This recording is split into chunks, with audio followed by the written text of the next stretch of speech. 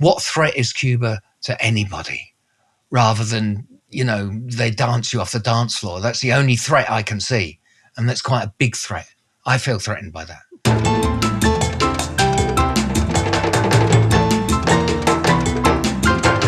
Hi, I'm Ian. I'm Justine. Back in the 90s, we hosted Looney Planet, also known as Globe Trekker or Pilot Guides. Now we're back. Welcome to our Looney Planet with Ian and Justine. Yeah! Woohoo! Good morning. Good morning, Justine. My God. God, that was loud. Good morning. Yes, well, I'm feeling fragile right now. It's dark where you are. What's going on? Yeah, it is. Jeez. It's 5 a.m. where I am in Berkeley, California. What time is it there in the UK? 1:30 in the afternoon. Yeah, it's 5:30. I feel bad now. Jeez. 5:30 in the morning. Wow. Ian, do you know why we're doing this recording at 5:30 in the morning, my time, when it's dark outside? Yes, because we've got a guest all the way from Cuba, which is fantastic. Yeah, but we could do it when it was 8 in the morning my time, 12 o'clock her time, and 5 hours behind the UK. Why else am I up at 5:30 in the morning? Can anyone out there guess? Okay, it could be a contest. Really? Yeah. There's 2 reasons, is there? Well, you tell me. Well, that's what it seems like. So one reason, obviously, you're doing this podcast with Liz from Cuba. And the other reason is that the connectivity issues in Cuba with the Wi-Fi work best. Don't give early. it all away. Don't give it away. But I think it's part of the story, because I'm finding that in some places where we want to talk to people over video conference is quite difficult. The connection is really not something taken for granted. Yeah. When we was talking to Bobby Chin in Egypt, and the connection was shite, I'm like, wait till you talk to someone in Cuba. If you think Egypt was bad, because when I was there, I think I was only there like 8 years ago. Yeah. And the connection was just appalling. When were you last in Cuba? About 8 years ago. But when did you shoot the show in Cuba? That was 95. That's when Fidel Castro was still in charge. Yeah, you were Holy baloney, that's about 25, 30 years ago. It's the biggest island in the Caribbean. All the other islands can fit into it. And hopefully, in about 10 minutes, I'm going to land right on top of it. Cuba!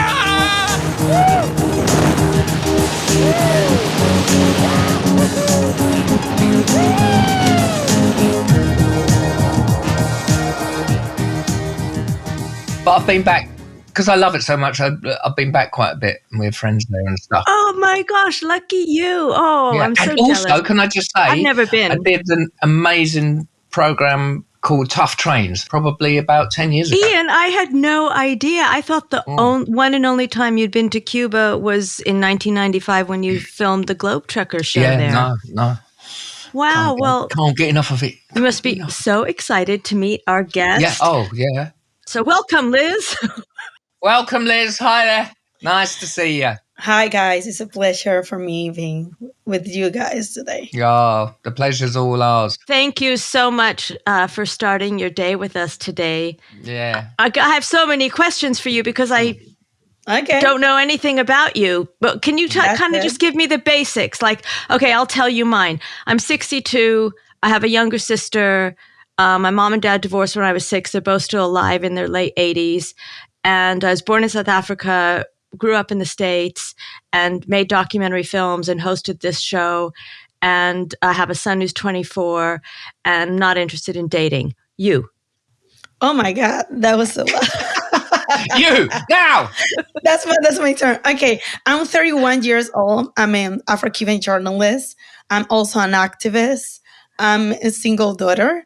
I'm married. I love Cuba, and I've been in Cuba my entire life. I'm really anxious to see like the most countries that I can so far. Yeah. But until now, Cuba still is my favorite place. Have you traveled a lot? Because we wanted to talk to you a couple of months ago, and then, I think you went to Guinea-Bissau. Is that right? Exactly. In West Africa? Yeah. What were you going there for? Wow. Well, I was there working. because as I said at the beginning, I work for independent U.S. media outlet called Belly of the Beast. So Belly of the Beast? Belly of the Beast. Check it out. Belly of the Beast, Cuba. And you're a journalist for them. And are they like an online and print, or who does print anymore? Are they online news source? Well, yeah, but also we do documentaries. That's the main thing about Belly of the Beast. We do documentaries about the reality in Cuba, about the relations between the United States and Cuba. I'm intrigued about, because obviously when I was there 30 years ago and then 10 years ago, that there wasn't the freedom there. So when you're here, which is amazing, to tell me that you're doing documentaries about life in Cuba, via a sort of America outlet, that to me is like, wow, I didn't think that was possible. So in my opinion, as a journalist, that's something like censorship is something that you have to face in your life in one way or another one. But so far, we haven't faced that yet. Of course, that sometimes you are getting sassy with the news and you're trying to... You're getting... wait, did you say you're getting sassy? Yeah, well, I don't know if that's... That. Getting sassy with the news? Exists. I love that expression. It's great. That says so much. Liz, just quickly, sorry to... Give us an outline of what kind of programs you're making, and so then we get an idea, is it top secret or is it just general, or what can you sort of do and not do, and how political can you get? Yeah, and what are some of the favorite stories you've reported? Well, my favorite stories to report is about the Cuban people when we told stories about Ernesto. I love that kind of stories. ¿Cómo está Ernesto? Buenos días. ¿Está listo para trabajar en el campo hoy? Sí, cómo no, voy a trabajar ahora.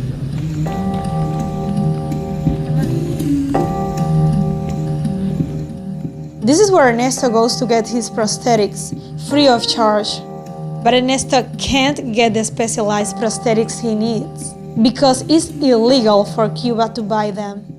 Liz, we tried to find a time to talk to you a couple times. Once you were in Guinea-Bissau, and then once your abuelita, your grandmother, got sick. So first of all, how is she doing now? And how was the healthcare system working for her? Oh, that was lovely that you remember that. My grandma is doing great right now. Hey. How old is your grandmother? And you were talking about growing up in Cuba. What years? You said you're 31. I can't do the math. What years were you growing up in Cuba?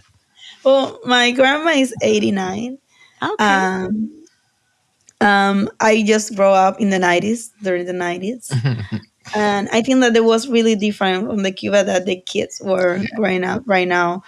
We just have like a simple life. We don't have a lot of things that people now need to feel like, okay, this is a decent life. But we were happy. Yeah. And could your grandmother get the medications that she needed? Did you encounter, the obstacles, or did things go well for you with the health system there? We are really lucky because my mom is a doctor. So we don't have to take my grandma to the primary care system to take care of them because my mom can take care of at home. That's a privilege. So if she needs an IV, my mom's going to give her an IV because we have IVs at home. But it's possible that we take her to the policlinico. Is kind of urgent care system, and is in the neighborhoods. Cuba has a really great structure. You have urgent care locations throughout Cuba in lots of different neighborhoods. Yeah, well, we have consultorios. That's you have consultorio that is exactly in your block. It's one doctor for around, small clinic. The clinic is downstairs, and upstairs is the house of the doctor.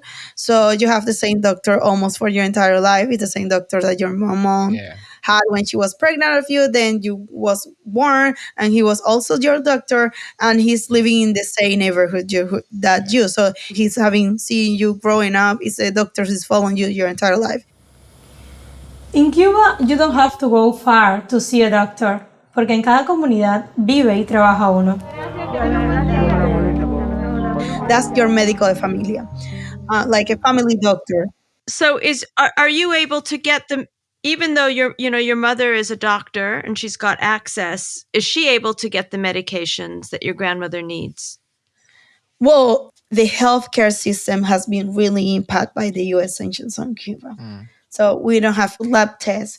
And the medications that my grandma needs, I have it because I have friends, I have family who live outside of Cuba. So we say, okay, could you send me these medications and these medications because I need it for my grandma? But that's not reality for the most of the people. So if you had access, then your health system would probably be one of the best in the world, I'd imagine. Yeah. Because the training and everything, is it also, it's free education you've got access to as well, educational? Because that was one of Fidel's big things, wasn't it, when he came in? It was like access for the people. And for me, I think as a politician or a person in charge of the country, love him or hate him, I think he actually probably 95% of what he said he'd do, he actually did, I think, for Cuba, which is extraordinarily rare for any leader of a country. Because before that, in my thing, it was Americans' toilet. And they were just using it as a thing. And of course, no Cuban was getting anything. And then you had like 52 people come over on a boat. 19 of them survived and went into the mountains. 3 years later, they've taken over Cuba. That is just off the scale story. I mean, amazing. And he promised so much and delivered so much. So, Liz, there's this crazy moment in the show that Ian did in Cuba 30 years ago. I watched the video. So, Liz, that dolphin park, Ian says that it was turned into a therapeutic center by Fidel Castro. It was when I was there. You were there. That's what it was. Yeah. So Fidel's, that was, I guess that was a big part of what Cuba was all about, was improving healthcare for people. And for like troubled kids or something or whatever to, relax and be in the pools, and the dolphins would help them out and stuff like that, except for me. This is a dolphin pool just outside Hogan, where sick kids can come and splash around with the dolphins, feel the vibe, and I'm certainly feeling it. What you got? The mad thing is, like everyone says, like the dolphins are so spiritual, and they can like see into your soul. The dolphin knows whether you're a bad person. They hated me. This one doesn't like me much. I'd only been in there for 5 minutes. Do you see? They're trying to get my arm. They right at the measure of me. Dolphins are one of nature's most caring animals, and they quickly form a bond between themselves and humans. Well, at least they do in most cases. I think what happened is I was enjoying myself. I went down underwater. I was kicking out with my legs, booted one in the stomach, one of the dolphins. And from then on, they just went mental at me. So, bloody things. Don't you trust them dolphins? Yeah, Liz, so in the Globe Trekker episode that Ian did, he goes to the university there. And this was what, Ian, you did that show in Cuba 30 years ago, right? The most important battle to secure victory for the revolution was fought here in Santa Clara. It was led by Che Guevara, and he actually drove this bulldozer into those trains that were full of arms for the government soldiers. 3 days later, they took over the whole of the country. Che Guevara is so popular in Santa Clara that they've even named a university after him. Everyone must take a course in Che studies. This is Che University, and I swear everybody loves him here. What happened after the Battle of Santa Clara? He came here, he made a big speech on education, changing the system and making it available for everyone. Dice, aquí se queda la clara, la extrañable transparencia de tu querida presencia, comandante. Che Guevara. Did Che Guevara wear a beret? Yeah. Did he wear a T-shirt with Che Guevara on it? No. Is that still happening, Liz? Is there still an interest in Che Guevara, and are students political, or what's on their T-shirts now? I think that the vibe is completely different. Maybe 30 years ago, that like people was really involved with the process, and there's a lot of enthusiasm about the revolution itself, and the idea of becoming a better country, and a country with more social justice. But I think like my generation and the generations that came after me, they don't have this concept about a better world is possible, because they just survived to a crisis after a crisis. When I was there, I would say it was not half and half, more younger people, especially setting up their own businesses and things like that, wanting to grow more rather than, have about 4 jobs just to try and make ends meet. How's the entrepreneurial situation in Cuba these days? Entrepreneurs, for sure. After Obama normalization's opening with Cuba, the entrepreneurship in Cuba just booming. Yeah. It was huge at that moment, and I thought that it was going to stop during the pandemic, but it's huge. There's a lot of young people trying to do business in Cuba, trying to create a future in Cuba. I have most of my friends that are still in Cuba are entrepreneurs. Yeah, they just studying like you, art, whatever, but now they are businesswomen. And are those, Liz, are some of those businesses geared to tourism? I mean, Trump designated Cuba a terrorist state shortly after he became president. Has that affected tourism? Yeah, it's a sponsor of terrorism. And that's, tourism right now in Cuba is really low, in my opinion. I don't have the data, but you can notice just walking around Old Havana, on Central Havana, that you barely see tourism, because it's not just affecting U.S. citizens to come into Cuba, it's affecting European citizens coming to Cuba too. Listen, you are going to see a golden age, I'm telling you, because like what Ian said at the beginning, Cuba's been isolated for so long, but the people and the culture is so incredibly rich. It's so powerful, the culture in Cuba. And because Cuba has kept all of the shit of the West from permeating its beautiful borders, you're not homogenized like the rest of the world. I mean, there are very few places, as Ian said, where you go and you actually feel the authenticity of the place, its intrinsic self. And so the fact that Cuba has been isolated, eventually, and I think in the not too long future, or whatever that expression is, I think Cuba is going to become like a tourism paradise for like 5 years, because everyone's going to go there when they can, because it's so unique. And then after 5 years of everyone going, it's going to turn into a homogenized kind of city like every other. Havana will become like so many other great cities, and that look like all the other cities with all the franchise chain shops. So be grateful that you've been isolated, because you will have your day. I am sure. Well, I don't know if we survive until that day, but... Oh, you will. The thing is, it's a real, like Justine says, it's a double-edged sword, because if you take the Malecon, which is the best seafront of any city, let alone a capital city, it's like 3 miles of just beautiful, it's rough, the sea comes over, you've got all the Spanish old buildings crumbling and that, people dancing. There's about, when I was there 10 years, there's about 5 restaurants along there, and that's it. There's nothing there, which makes it brilliant. Do you know what I mean? But within, America coming in, within, a clink of the eye, you're going to have McDonald's, you're going to have KFC, you're going to have this, that, and the other.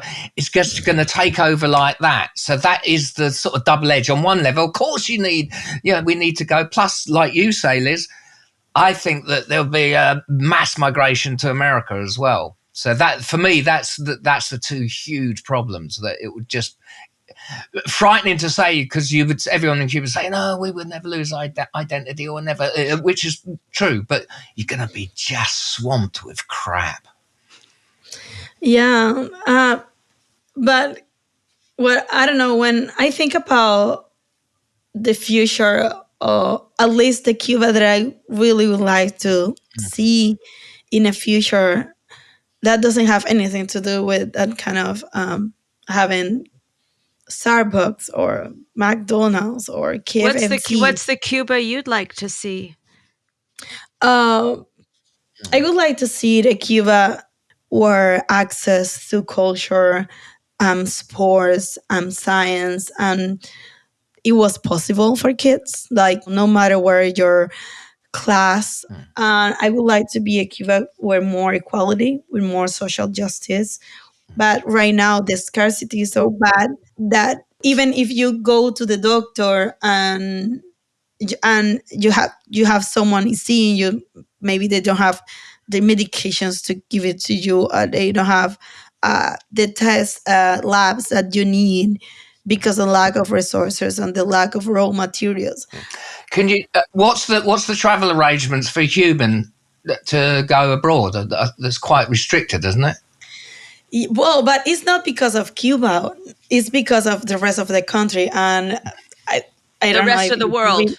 Yeah, it's the rest of the world, because as a citizen from the third world, we need a lot of visas and a lot of requirements that we need to accomplish in order to do some traveling.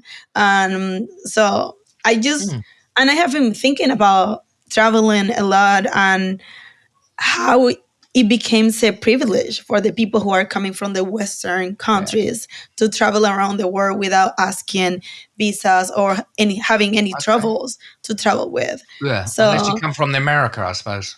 Then it's a rig pain in the arse to get to Cuba. Well, I was just thinking that you just said earlier about the privilege Westerners have around travel. And I think normally I don't really think about a visa being something that will, stop me from wanting to go somewhere.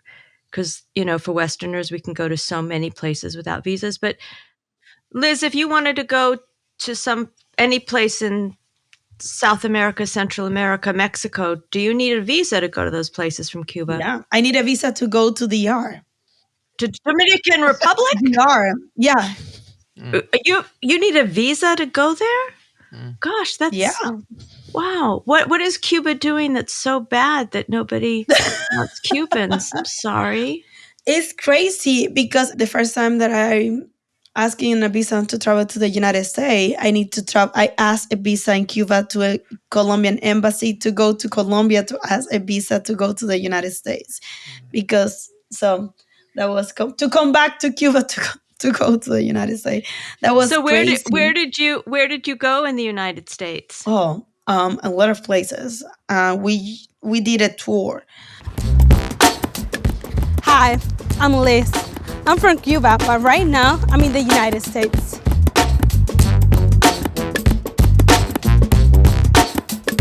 This is my first time in this country. I didn't come as a tourist or an immigrant. I'm a journalist, and my reporting in Cuba led me here. So tell me one thing that really stood out for you. What's the story you tell at a dinner party about what you saw on the bus when you were in blah, blah, blah city in the United States? What do you remember seeing that just blew you away? Blew your mind? Yeah, I agree. There's nothing there, is there? Well, yeah, I can't think either. Well, but I don't know. I need to say that I really love United States as one. I think like the geography is really, and the nature is really stand up for me. I really love that. I really love the squirrels. Squirrels. We don't have squirrels in the United States. Oh, that's classic. Let me think. Because that was really curious for me. Beautiful. And I spent a lot of time in Washington, D.C., and they have a lot of parks. So you can see a lot of squirrels. And I was fascinated by the squirrels. I was also fascinated by... That's the best answer I've ever heard. The squirrels. That's fantastic. But the millions flavors of ice cream that you have. I really love cheese sticks. But the thing What's your favorite flavor? What's your favorite? Or did you just have a different favorite every day? I think like salty caramel or punky spicy, something that was something for the season, for the fall. I don't remember the name. They have like a fancy name for normal flavors, but that was good. What did the squirrels taste like? But I have to say that the things that stuck more for me, and it wasn't in the best way, was when I was in California, in San Francisco. The amount of homeless people in downtown, that was overwhelming. The tent encampments. The tents, the people like zombies, but they were like hundreds of them because all of them were concentrated in the same plane, and you have like the fancy towers and hotels, and down you have the people walking around like a zombie. Yeah, I think you were, because San Francisco's just a stone's throw across the bay there. Yeah, I think you were in the Tenderloin district, probably. And Los Angeles too. And I was really like, when people in Cuba think about the United States, they think in like fancy life, cars, cafes, supermarkets full of stuff, a lot of consumption, but they never have these pictures in their head. Yeah. Because there's not a huge drug problem in Cuba, is there? Huh? There's not a huge drug problem in Cuba, is there? It's quite strict on people. It's not. What I found in Cuba, there's something special about the people. There's something special the way they bloody move, for God's sake. The way they interact and that casualness, everything's like, I'm saying, it's all, we're happy all the time. But my God, there is something special with the people, the essence and the spirit. Even when we was filming, that was 30 years ago, there's a machismo there, there's a dancing, it's physical. It's like, we were interviewing a 90-year-old geezer who had a cigar the size of a small town, and we had two women. They was in their late 20s, 30s. He's all over them. He's hitting on them like he's this smoothie, and then they're like, look. And he's like, come on, baby. Yeah, his teeth are worse than mine, and he's still, and that's just brilliant. There's something so special in Cuba that I haven't experienced anywhere else. And I think for people like me who've never been to Cuba, my experience of Cuba is the music, the dancing.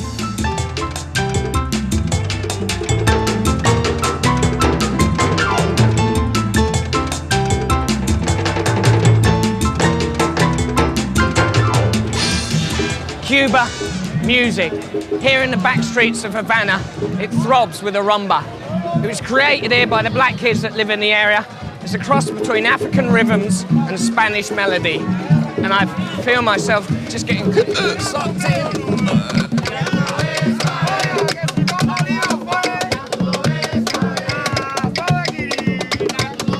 This is the most racially diverse country in the Caribbean.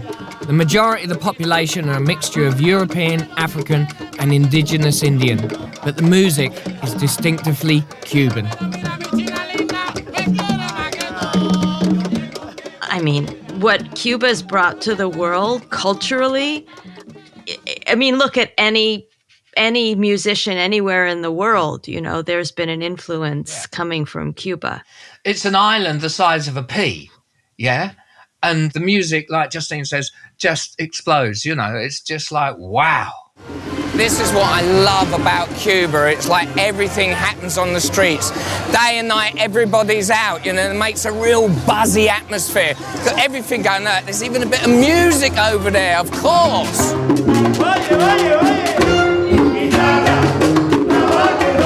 Cuban music has such an infectious rhythm. It even gets me dancing.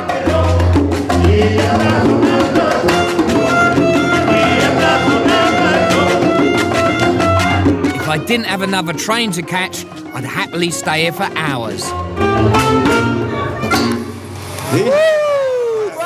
So tell me that about, like, when you want to dance, do you just sort of dance with your friends in the living room, or do you go to a club? Or I think like the most of the time I just walk in my home with my mom.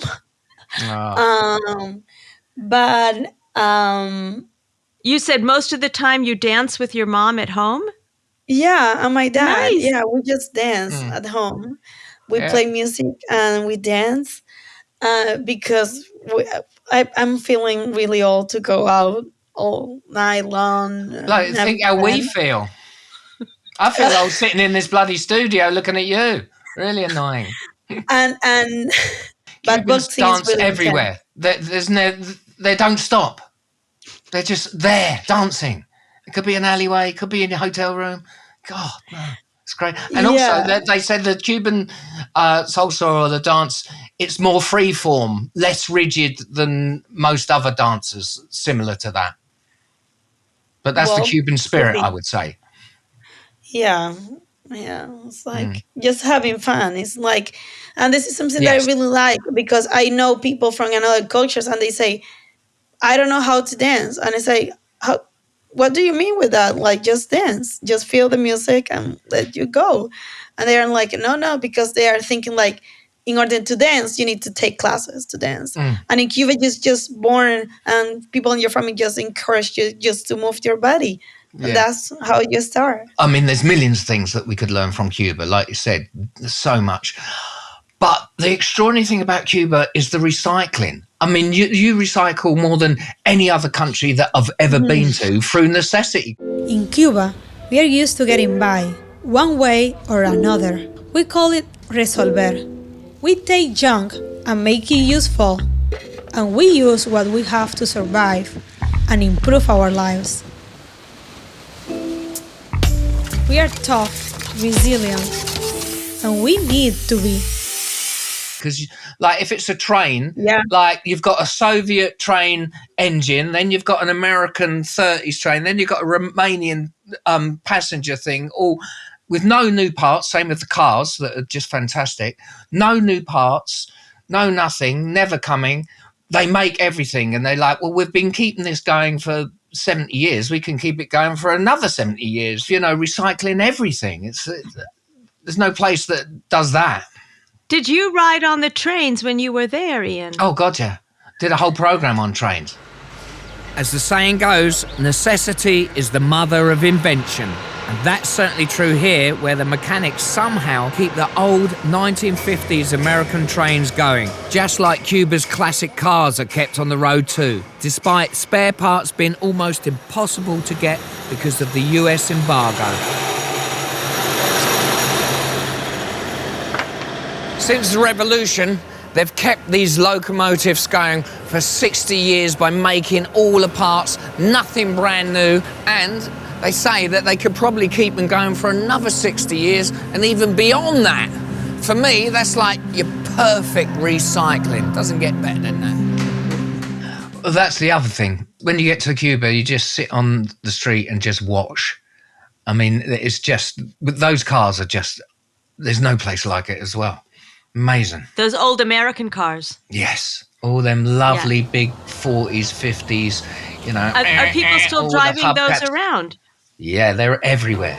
I mean, people still drive them. They fix them. They break down. They fix them. They drive them. There's probably every car's 95% of it is, you know, a made part because it's, you know, but they keep them going. That is one of the identities of Cuba and especially Havana. It's just ridiculous.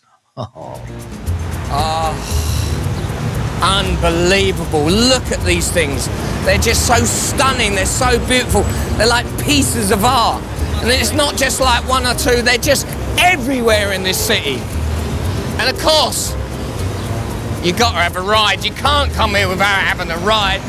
Gracias, senor. Feel that leather on your butt. Forward, Jeeves.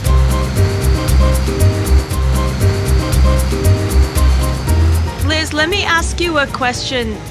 If you do go there as a tourist, what's the crime situation like in Cuba?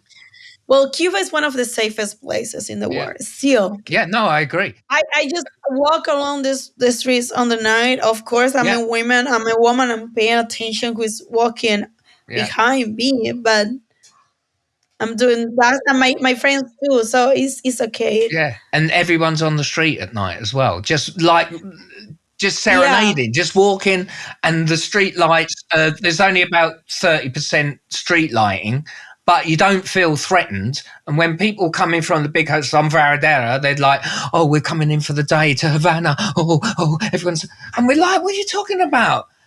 It's not. Oh, we've heard stories about robberies, and we're like, "Shut up! It's the most safest place on earth." It's just so chilled. Like you say, there's hardly any crime. Yeah. Can you hitchhike? Do people hitchhike in Cuba? Hitchhike? What is that?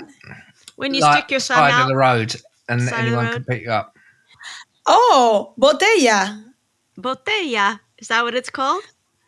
When you want to get a lift somewhere, a car and they stop and taking you from the place that you need to be, like take a ride. Yeah, you call that botella. We call it botella. Yeah. Oh. Yeah, but not as a tourist. It's not as easy. No, the tourists don't do that. But for example, I have a friend she's from Spain, and she loves to do like stop on the road when she needs to go from a province to another one. So she does that botella. She does botella. And what do you do? Can you show me on camera? It's the cheapest way to move it around. What do you do with your hand to show that you want a lift? We don't do this. We do this like. Okay, like that. Bringing the car down with your mind. Like slow down. But you move your body like this. It's like. And I have to ask you, what are some foods in Cuba that you think are really special, and what's your favorite? And Ian, what's your favorite foods in Cuba? Yeah, I'm going to ask that too. Avocados. Mango. Avocado. Oh, right. Yeah. Avocados in Cuba are the best avocados in the world. I don't have to discuss that with anyone, period. Yeah. Okay. All right, but I do want to say, generally, Cuban food, rubbish. Rubbish? Yeah. What's going on? Where's the spices? Where's all the herbs and stuff? I think in your kitchen, in your homes, you can knock. When we was with the family, they would knock out a nice little bit, and especially do a bit of fishing and stuff, and nice. But generally, if you got Jamaica, which I think, this is my theory, shoot me down, because of the communist thing, food was seen as a functional thing, so it didn't develop the cuisine as much as you take Jamaica. Some of the, that's a smaller island than bloody Cuba, and it's got one of the best cuisines in the world. The herbs, spices, everything. There's an explosion of cuisine. Where Cuba, not quite the same. There you go. I said it. What are you got to say to that, Liz? Good to know. Yeah, I understand where this is coming from. We don't like spices. I like spices, but that's not the normal thing. I have a lot of spices in my home, and also a lot of chili. But people in Cuba don't like spicy food. No, but they don't. They can't tolerate. They can notice the difference between black pepper and chili. Yeah. For them, it's all the same. And also the hotels and that, the food there's, yeah. Well, I mean, it's probably better now, but.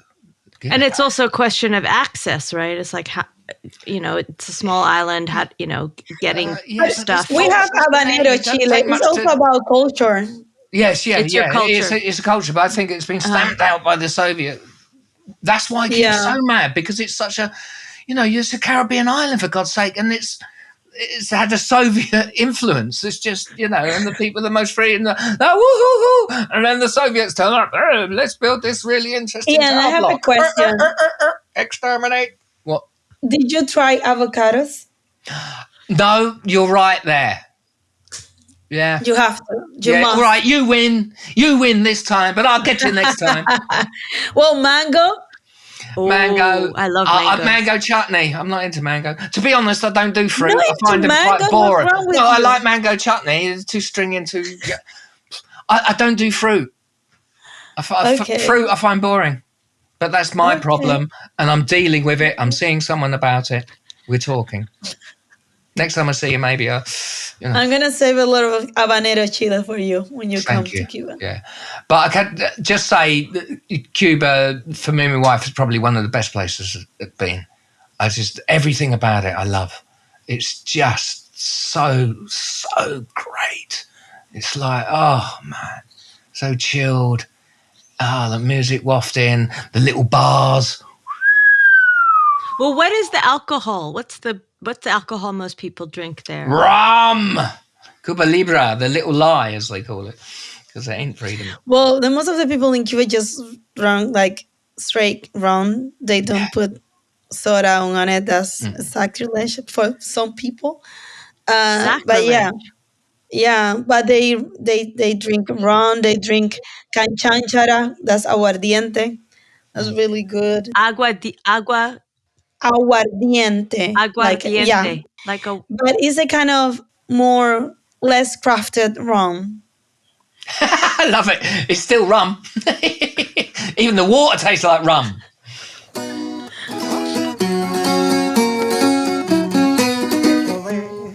At the end of the day, everyone comes down there and exchanges opinion about the revolution to each other.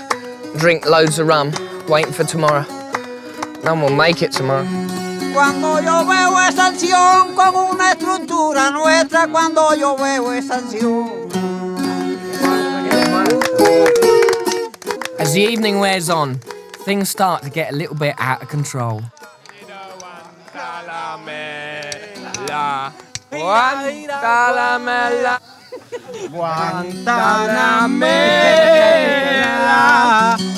Guajira, Guantanamera.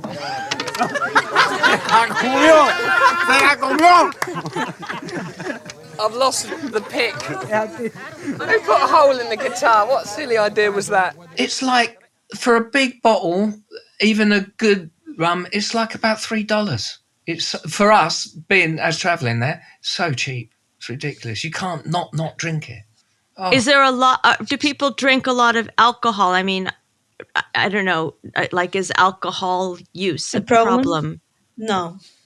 No, they drink a lot of it, but not to a state where I haven't seen it as much. Well, everyone's burning it off all the time, right, with dancing. Yeah, exactly. Yeah. Oh. Liz, do you have any questions for Ian, having seen his show? Or just anything at all about him? He's rather unusual, not quite as interesting as a squirrel, but... Nothing. You can't compete with the American squirrels. You just can't compete with them. Oh, they're unique. Yeah, they're one of the best part of the country. Yeah, tell me about it. I don't know. I have like so many questions. Like, if you could change one thing about Cuba, what will be? Like, we can just say the food is already set, so done. Another one. I'm not sure about change, but what I would do is, because obviously when the borders come down, which is, just a matter of time, because what threat is Cuba to anybody rather than, they dance you off the dance floor? That's the only threat I can see. And that's quite a big threat. I feel threatened by that.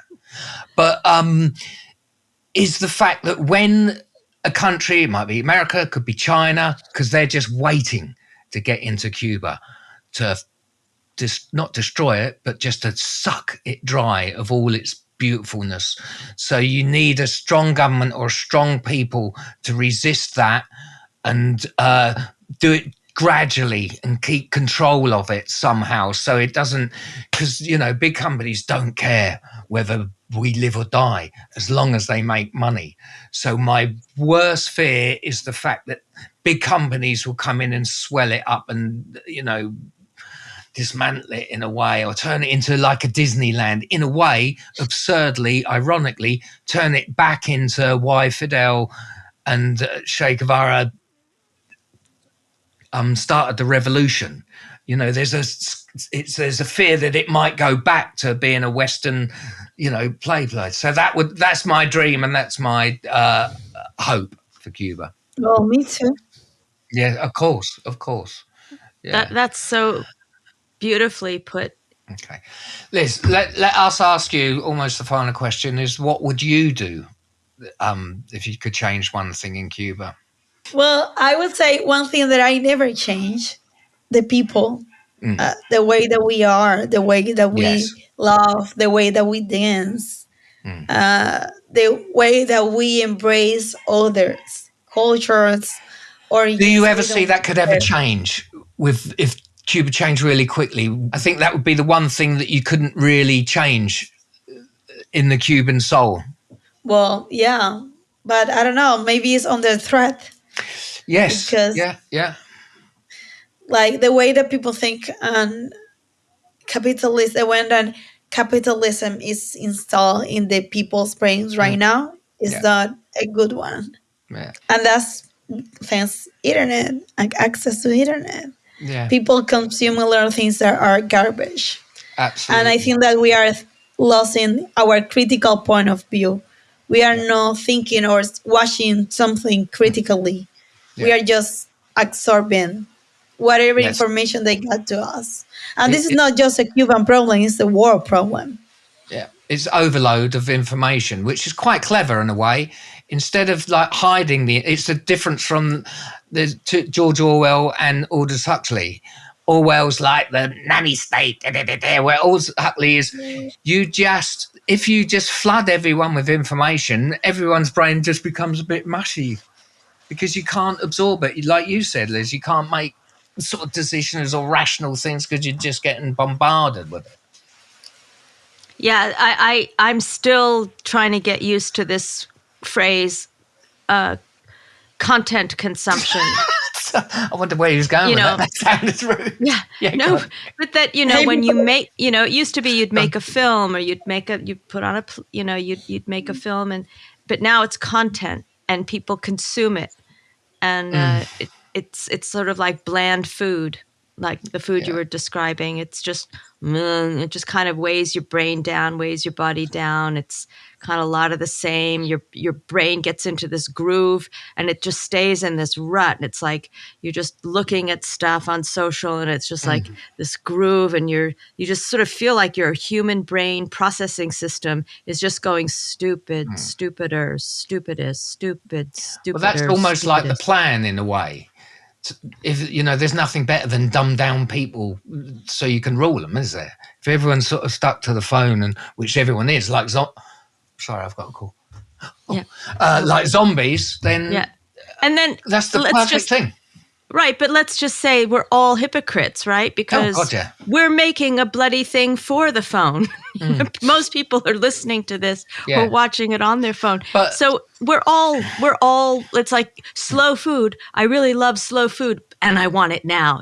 Bobby Chin, one of the Bobby Chin who we spoke with, said that. I mean, we're all kind of got our feet in so many different places.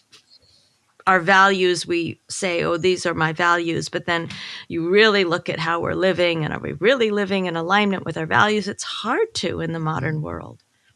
Yeah. But also, it's not all negative, like the phone or the internet or what we're doing. It's not one or the other. Sometimes it can be for good. Well, everything is a gray area, isn't it? Yes, except for greedy motherfuckers. They're just greedy motherfuckers.